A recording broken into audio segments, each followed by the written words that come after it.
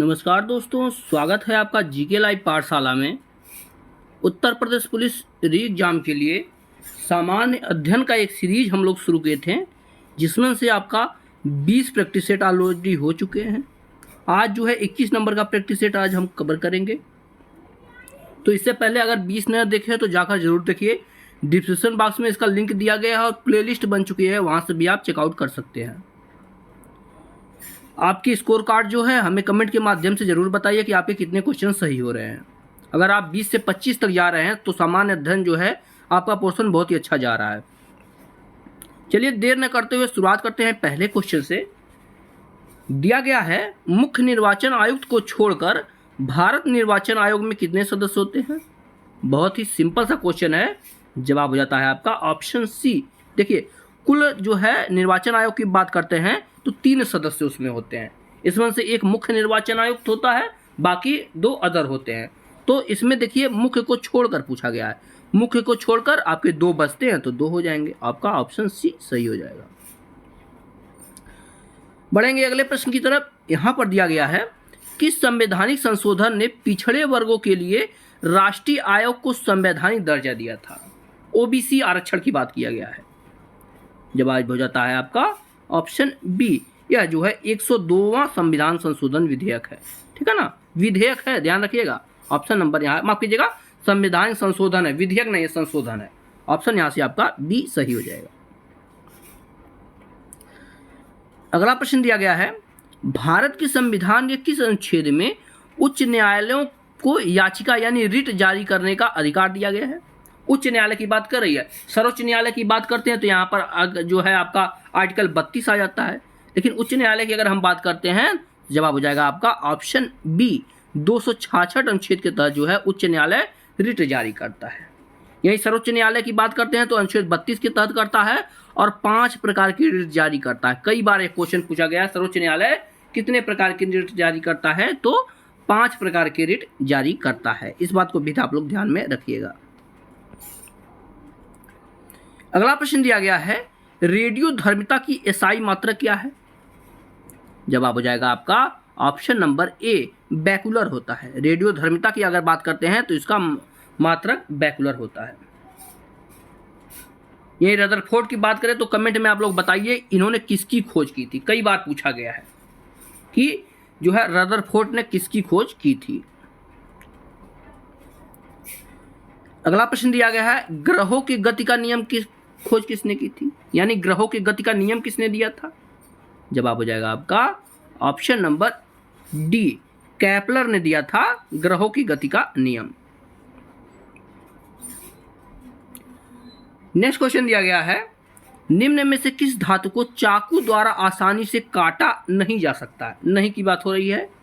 जवाब हो जाता है आपका ऑप्शन ए, एल्यूमिनियम को जो है चाकू से सिंपल तरीके से नहीं काटा जा सकता है। बाकी सोडियम हो गया, सबसे अधिक जो है सोडियम ऐसे धातु है, लचीलापन इसमें होता है, इसे आसानी से काटा जा सकता है। बाकी लिथियम को भी और पोटेशियम को भी काटा जा सकता है।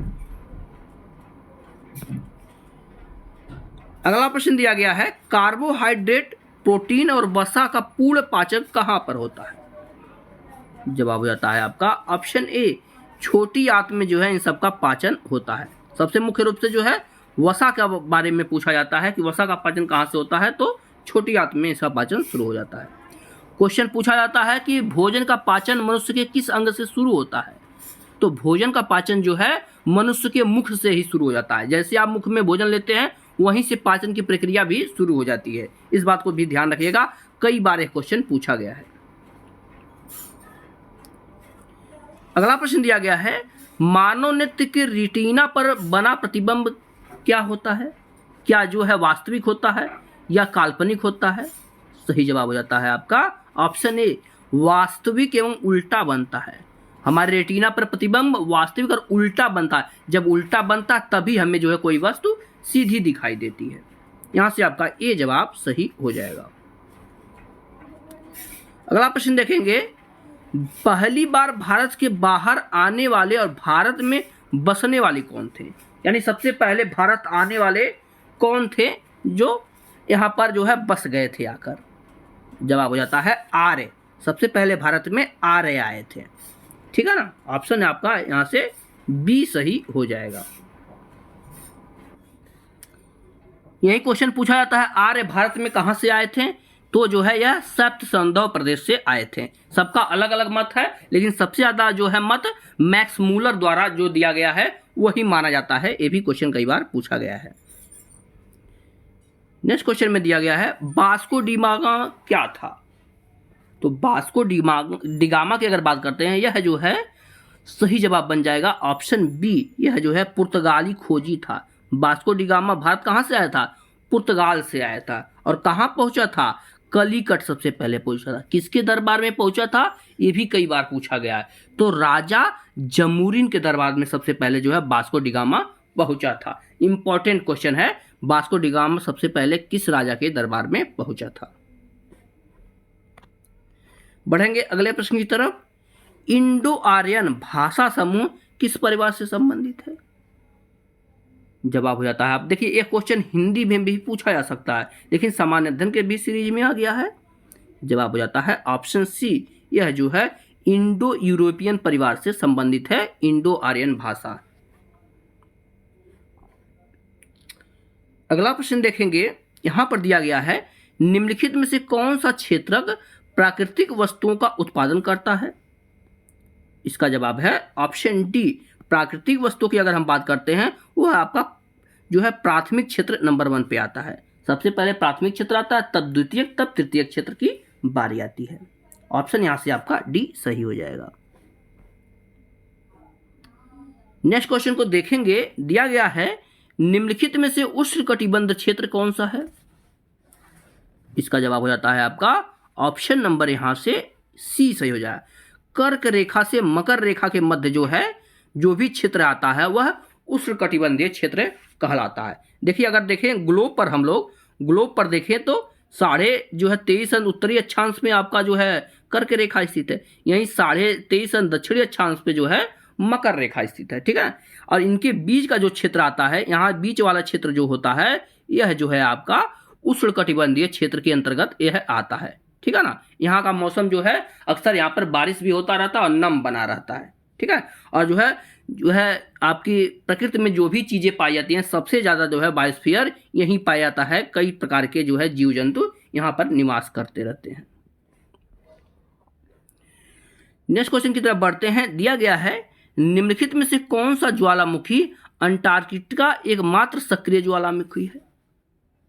तो यहां पर जो है ऑप्शन ए सही होगा, माउंट इरेबस जो पाया जाता है यह एक सक्रिय ज्वालामुखी है।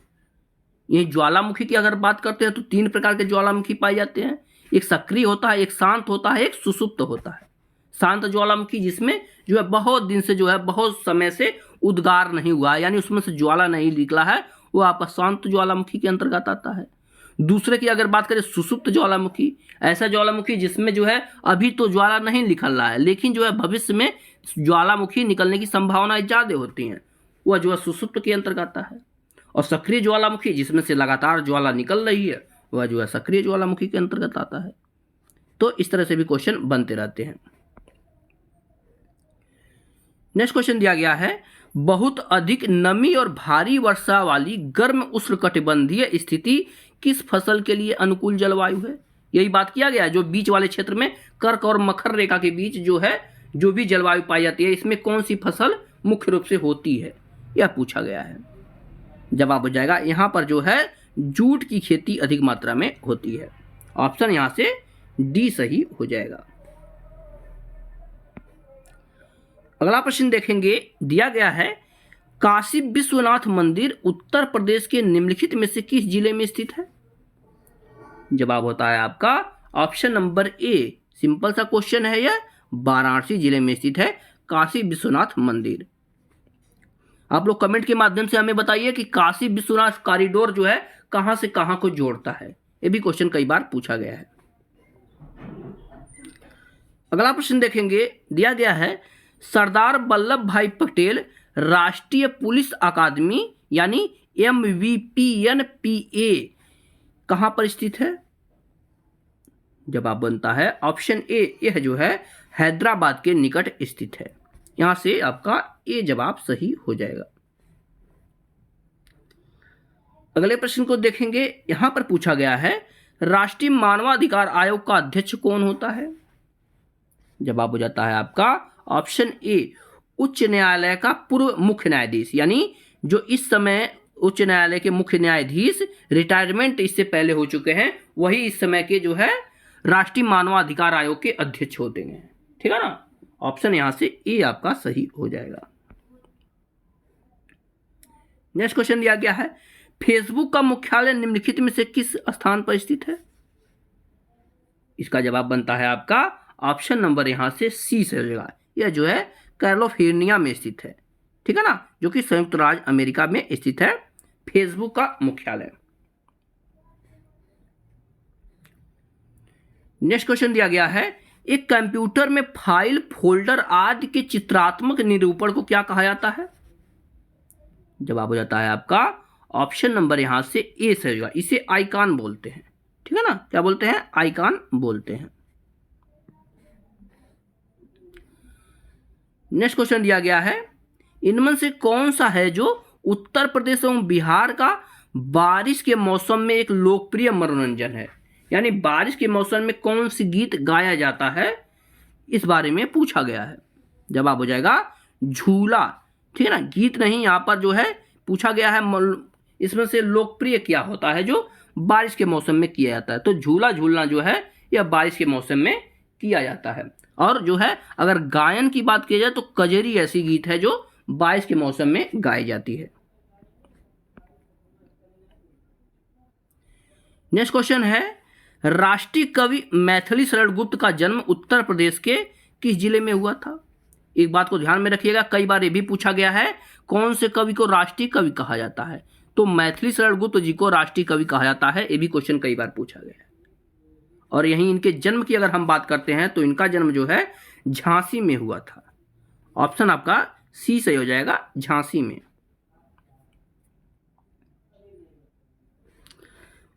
अगले प्रश्न की तरफ बढ़ेंगे। यहां पर दिया गया है उत्तर प्रदेश की कौन सी निम्नलिखित जनजाति दीपावली को शोक के रूप में बनाती है? सिंपल सा क्वेश्चन है, पूछा भी बहुत बार गया है। जवाब हो जाएगा थारू जनजाति। थारू ऐसी जनजाति है जो दीपावली को जो है शोक के रूप में मनाती है। ऑप्शन आपका डी सही हो जाएगा। अगला प्रश्न दिया गया है सरदार वल्लभ भाई पटेल कृषि विश्वविद्यालय कहां पर स्थित है? तो यह जो है आपके मेरठ में स्थित है सरदार वल्लभ भाई पटेल कृषि विश्वविद्यालय। नेक्स्ट क्वेश्चन देखेंगे। प्लीज एक बार आप वीडियो को जरूर लाइक कर दीजिएगा और जो भी लोग नए जुड़ रहे हैं चैनल को जरूर सब्सक्राइब कीजिएगा। क्वेश्चन दिया गया है अब तक उत्तर प्रदेश में कितनी महिलाएं मुख्यमंत्री पद पर रही हैं? सिंपल सा क्वेश्चन है। अब तक जो है आपकी 2 महिलाएं जो है आपकी मुख्यमंत्री रही हैं। एक तो पहली मुख्यमंत्री रही हैं, उत्तर प्रदेश की पहली मुख्यमंत्री रही हैं, और दूसरी आपका यहां पर मायावती जी का नाम आ जाता है। अगले प्रश्न की देखेंगे। दिया गया है स्वतंत्रता के बाद उत्तर प्रदेश के पहले मुख्यमंत्री कौन थे? सिंपल सा क्वेश्चन है। जवाब हो जाता है आपका option number A Pandit Govind Ballabh Pant ji जो है पहले मुख्यमंत्री थे स्वतंत्रता के बाद। ये जवाब आपका सही बन जाएगा। नेक्स्ट क्वेश्चन दिया है उत्तर प्रदेश में किसान मित्र योजना कब आरंभ हुआ था? जवाब बनता है आपका ऑप्शन डी 18 जून 2001 को जो है उत्तर प्रदेश में किसान मित्र योजना लागू किया गया था। नेक्स्ट क्वेश्चन है उत्तर प्रदेश के वर्तमान मुख्यमंत्री योगी आदित्यनाथ कौन से संप्रदाय से संबंधित हैं? जवाब होता है आपका ऑप्शन नंबर यहां से बी से होगा। यह जो है नाथ संप्रदाय से संबंधित है। यही जो है उत्तर प्रदेश के मुख्यमंत्री योगी आदित्यनाथ जी का असली नाम पूछा जाता है, यानी इसका जो है इनका जो है मूल नाम क्या है। तो आप लोग कमेंट के माध्यम से बताइए कि योगी आदित्यनाथ जी का मूल नाम क्या है। अगला प्रश्न थोड़ा बड़ा है, इसे आप लोग ध्यान से देखेंगे। दिया गया है 1980 के दशक की शुरुआत में बिहार में जंगल बचाओ आंदोलन शुरू हुआ था और बाद में झारखंड और उड़ीसा जैसे राज्यों में फैल गया। जब बिहार सरकार ने प्राकृतिक साल वन के स्थान पर कौन सा वन उपजाने का फैसला लिया, तब सिंहभूम जिले के आदिवासियों ने सरकार के इस फैसले का विरोध करते हुए आंदोलन शुरू किया था। यानी जो है साल के वन के जगह कौन सा वन उपजाने का निर्णय लिया था बिहार सरकार ने। ऑप्शन यहाँ पर देखते हैं दिया गया है, क्या पर्सन लगाने का लिया था, या कृषि के लिए किया था, या रबड़ के उत्पादन की बात की गई थी, या सागौन की बात की गई थी। तो इसका जवाब हो जाएगा आपका ऑप्शन नंबर डी। यहाँ जो है साल की जगह सागौन के बाग लगाने की बात की गई थी, लेकिन जो है लोगों ने इसका जो है भरपूर विरोध किया था। नेक्स्ट क्वेश्चन देखेंगे, दिया गया है रामचरितमानस एक महाकाव्य है जिसे किस भाषा में लिखा गया है। सिंपल सा क्वेश्चन है, रामचरितमानस की बात करते हैं तो इसकी भाषा जो है अवधी है। ऑप्शन नंबर यहाँ से सी से हो जाएगा, अवधी भाषा में लिखा गया है। रामायण की बात नहीं हो रही, यहाँ रामचरितमानस की बात हो रही है, ध्यान रखिएगा। नेक्स्ट क्वेश्चन दिया गया है, 11 जुलाई को प्रत्येक वर्ष किस दिवस के रूप में मनाया जाता है। ये भी सिंपल सा क्वेश्चन है। 11 जुलाई को जो है विश्व जनसंख्या दिवस मनाया जाता है, वर्ल्ड पॉपुलेशन डे मनाया जाता है 11 जुलाई को। ऑप्शन ए आपका सही हो जाएगा।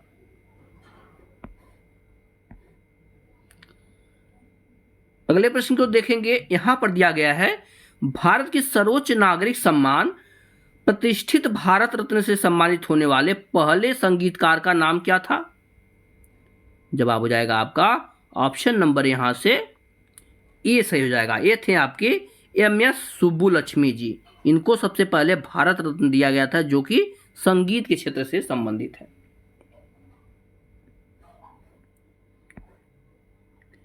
अगला प्रश्न है, गुलजार ने फिल्म स्लम डॉग मिलियनेयर के लिए कौन सी श्रेणी का ऑस्कर जीता था। स्लम डॉग मिलियनेयर के जो है प्रस्तुतकर्ता या जो है निर्माता कौन है, गुलजार।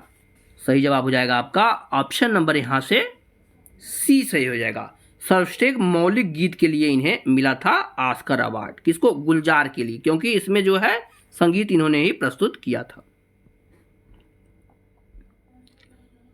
अगला प्रश्न दिया गया है, माउंट मकालू पर सफलतापूर्वक चढ़ने वाली पहली भारतीय महिला कौन है। इसका जवाब हो जाता है आपका ऑप्शन डी, यह है आपके प्रियंका मोहिते। ऑप्शन यहां से डी से हो जाएगा, कौन, प्रियंका मोहिते।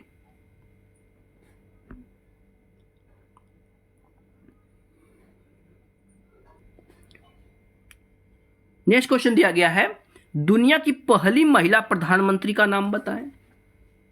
तो यह जो है यहां पर सही जवाब हो जाएगा आपका ऑप्शन नंबर यहां से बी सही होगा। सिमो जो है भंडार नायके थी। ठीक है, इन्हें एम भंडार नायके भी कहा जाता है और यह जो है श्रीलंका की पहली महिला प्रधानमंत्री थी। और ये भी अगर विश्व की बात करें तो विश्व की भी पहली महिला प्रधानमंत्री ये थी। अगला प्रश्न है, हाल ही में भारत एवं किस देश के बीच नौसेना अभ्यास वरुण 2023 के दूसरे चरण का आयोजन अरब सागर में किया गया। जवाब हो जाता है आपका ऑप्शन नंबर सी। वरुण जो है भारत और फ्रांस के बीच हमेशा होता आया है, तो यह जो है इसका दूसरा चरण किया गया है जो कि अरब सागर में किया गया है। आएंगे अगले प्रश्न की तरफ। यहां पर दिया गया है, अक्टूबर 2023 में किस देश के प्रसिद्ध कवित्री लुइस ग्लक का निधन हो गया। जवाब हो जाता है आपका ऑप्शन ए, यह जो है अमेरिका की एक कवित्री थी। ऑप्शन आपका ए सही जवाब होगा। अगले प्रश्न की तरफ बढ़ते हैं। यहां पर दिया गया है, हाल ही में किस देश के शिक्षक दीप नारायण नायक को वैश्विक शिक्षक पुरस्कार 2023 से सम्मानित किया गया है। तो यह है जो है भारत के हैं। जैसे नाम से ही आपको पता चल जा रहा है, दीप नारायण नायक जी जो है भारत से संबंध रखते हैं। इस तरह से हमने जो है प्रैक्टिस सेट 21 भी पूरा कर लिया है। आप लोग हमें कमेंट के माध्यम से अपने जवाब जरूर बताएं कि कितने क्वेश्चन आपके सही हो रहे हैं। वीडियो पसंद आई हो तो आप लोग लाइक जरूर कीजिएगा, चैनल को सब्सक्राइब करना न भूलिएगा। मिलते हैं नेक्स्ट लेक्चर में, तब तक के लिए धन्यवाद।